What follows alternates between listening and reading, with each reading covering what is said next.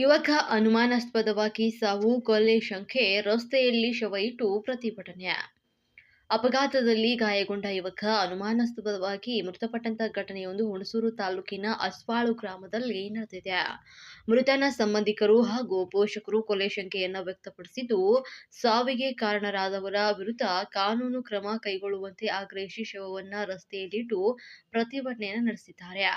ಅಸ್ವಾಳು ಗ್ರಾಮದ ರಾಕೇಶ್ ಮೃತ ದುರ್ದೈವಿಯಾಗಿದ್ದು, ಬೈರೇಗೌಡ ಹಾಗೂ ಆತನ ಸಂಬಂಧಿಕರು ಹಲ್ಲೆ ನಡೆಸಿ ಕೊಲೆ ಮಾಡಿದ್ದಾರೆ ಅಂತ ಮೃತನ ಸಂಬಂಧಿಕರು ಆರೋಪಿಸಿದ್ದಾರೆ. 2 ದಿನಗಳ ಹಿಂದೆ ಅಸ್ವಾಳು ಗ್ರಾಮದಲ್ಲಿ ರಾಕೇಶ್ ಹಾಗೂ ಬೈರೇಗೌಡರ ಬೈಕ್ ನಡುವೆ ಅಪಘಾತವಾಗಿತ್ತು. ಈ ವೇಳೆ ರಾಕೇಶ್ ಗಾಯಗೊಂಡಿದ್ದಂತ ಹಾಗೂ ಇಬ್ಬರ ನಡುವೆ ಮಾತಿನ ಚಕಮಕಿ ನಡೆದಿತ್ತು. ಇದನ್ನೇ ಕಾರಣ ಮಾಡಿಕೊಂಡಂತಹ ಬೈರೇಗೌಡನ ಮಗ ನವೀನ್ ಕುಮಾರ್ ಎಂಬಾತ ಹಲವರನ್ನ ಕರೆತಂದು ರಾಕೇಶ್ ಮೇಲೆ ಹಲ್ಲೆಯನ್ನು ನಡೆಸಿದ್ದಾನೆ ಅಂತ ಹೇಳಲಾಗಿದೆ. ಅರೆ ಪ್ರಜ್ಞಾವಸ್ಥಿತಿಯಲ್ಲೇ ಬಿದ್ದಿದ್ದಂತಹ ರಾಕೇಶ್ನ ಆಸ್ಪತ್ರೆಗೆ ಸೇರಿಸಲಾಗಿದ್ದು, ಚಿಕಿತ್ಸೆ ಫಲಕಾರಿಯಾಗದೆ ರಾಕೇಶ್ ಮೃತಪಟ್ಟಿದ್ದಾನೆ. ಬೈರೇಗೌಡ ಹಾಗೂ ಅವರ ಸಂಬಂಧಿಕರ ಹಲ್ಲೆ ನಡೆಸಿ ಕೊಲೆ ಮಾಡಿದ್ದಾರೆ ಅಂತ ರಾಕೇಶ್ ಕುಟುಂಬದವರು ಆರೋಪವನ್ನ ಮಾಡಿದ್ದಾರೆ.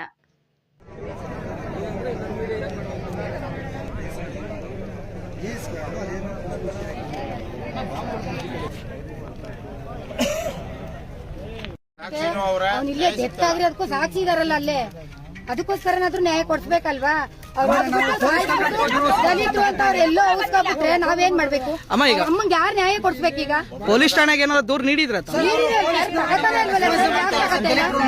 ಯಾಕೆ ತಗತಾ ಇಲ್ಲ ಅಂತ 3 ದಿನ ಆಗಿದೆ, ಯಾಕೆ ತಗತಾ ಇಲ್ಲ ಪೊಲೀಸ್ನವ್ರು? ಪೊಲೀಸರು ಪ್ರೆಸೆಂಟ್ಲಿ ಅವ್ರು ಏನ್ ಹೇಳ್ತಾರೆ? ಹೋಗಿದ್ರೆ ಸ್ಟೇಷನ್ ಹತ್ರ ಹೋಗಿ ಹೇಳಾಯ್ತು, ಬಂದಾಯ್ತು. ಈಗ ಅವ್ರ ಮನೆ ಹತ್ರ ಕಾಲ್ ಕಾಯ್ಬೇಕು, ಸತ್ತೋಗಿರೋನ್ ಮನೆ ಹತ್ರ ಕಾಲ್ ಕಾಯ್ಬೇಕು. ಅವನ ಮನೆ ಹತ್ರ ಯಾಕೆ ಕಾಲ್ ಕಾಯ್ತಾ ಇದಾರೆ ಸರ್ ಪೊಲೀಸ್ನವರು? ಇಲ್ಲಿ ಬಂದ್ ಅವ್ರಿಗೆ ಮಾತ್ರ ಬಂದವ್ರೆ, ನಮಗೆ ಯಾಕೆ ಬಂದ್ ಕಾಯ್ತಿರ್ಲಿಲ್ಲ ಅವರು? ನಾವೆಲ್ಲ ಸ್ಟ್ರೈಕ್ ಬಂದ್ಮೇಲೆ ಓಡ್ ಬಂದವ್ರೆ ಎಲ್ರೂ. ಈಗ ಯಾಕೆ ಬಂದ್ ಮೊದ್ಲಿಂದ ಅವ್ರ ಮನೆ ಹತ್ರ ಕಾಯ್ತಿರ್ಲಿಲ್ಲ ಅವರು? ಕರೆಸಿ ಈಗ ಅವ್ರನ್ನ.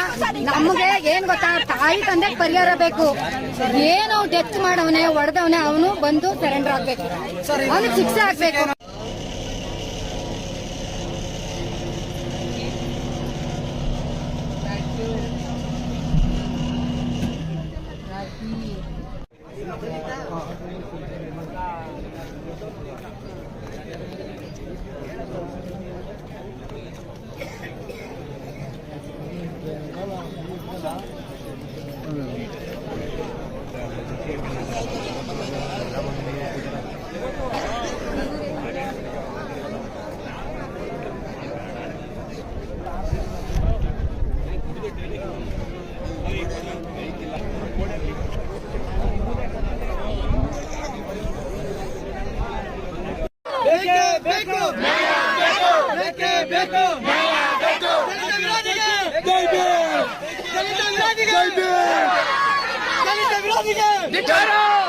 ದಲಿತ ವಿರೋಧಿಗೆ